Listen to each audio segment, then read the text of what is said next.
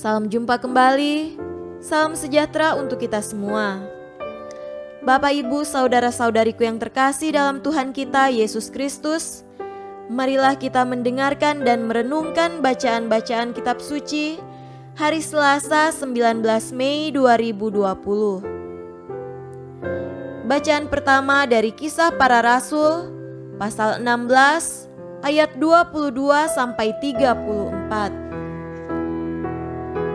Juga orang banyak bangkit menentang mereka. Lalu pembesar-pembesar kota itu menyuruh mengoyakkan pakaian dari tubuh mereka dan mendera mereka. Setelah mereka berkali-kali didera, mereka dilemparkan ke dalam penjara. Kepala penjara diperintahkan untuk menjaga mereka dengan sungguh-sungguh. Sesuai dengan perintah itu, kepala penjara memasukkan mereka ke ruang penjara yang paling tengah dan membelenggu kaki mereka dalam pasungan yang kuat. Tetapi kira-kira tengah malam, Paulus dan Silas berdoa dan menyanyikan puji-pujian kepada Allah, dan orang-orang hukuman lain mendengarkan mereka. Akan tetapi terjadilah gempa bumi yang hebat, sehingga sendi-sendi penjara itu goyah. Dan seketika itu juga terbukalah semua pintu dan terlepaslah belenggu mereka semua. Ketika kepala penjara itu terjaga dari tidurnya dan melihat pintu-pintu penjara terbuka, ia menghunus pedangnya hendak membunuh diri karena ia menyangka bahwa orang-orang hukuman itu telah melarikan diri. Tetapi Paulus berseru dengan suara nyaring, katanya, "Jangan celakakan dirimu, sebab kami semuanya masih ada di sini." Kepala penjara itu menyuruh membawa suluh, lalu berlari masuk dan dengan gemetar tersungkurlah ia di depan Paulus dan Silas. Ia mengantar mereka keluar sambil berkata, "Tuan-tuan, apakah yang harus aku perbuat supaya aku selamat?"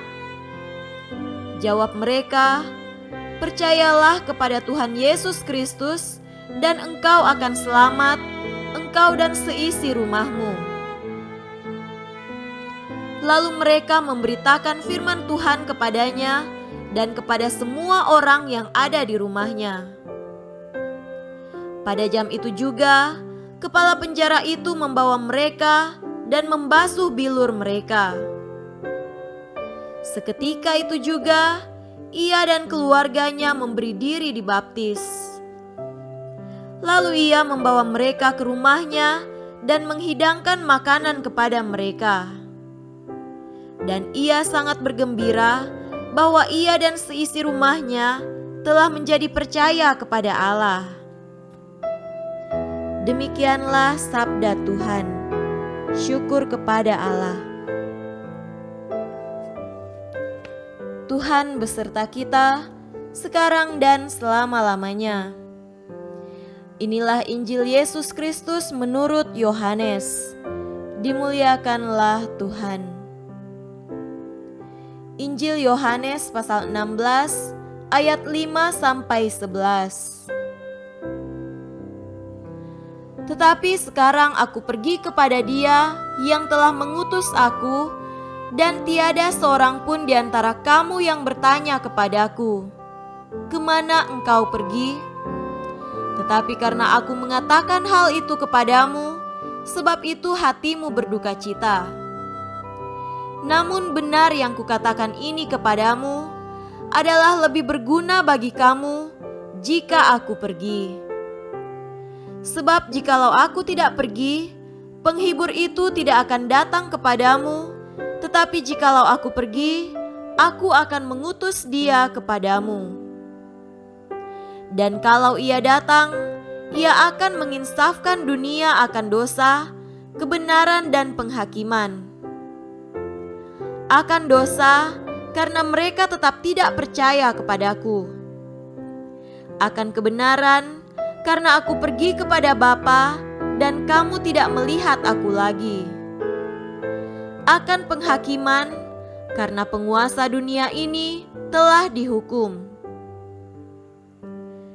Demikianlah Injil Tuhan. Terpujilah Kristus.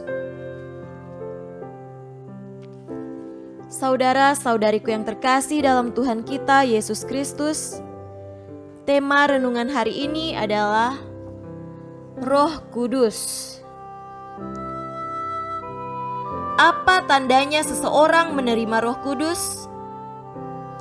Injil Yohanes pasal 16 ayat 8 menegaskan bahwa orang yang menerima Roh Kudus akan insaf dari dosa, memahami kebenaran, serta penghakiman.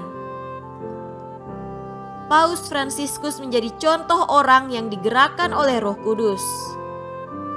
Ia begitu berkarisma untuk mendorong orang datang kepada kebenaran.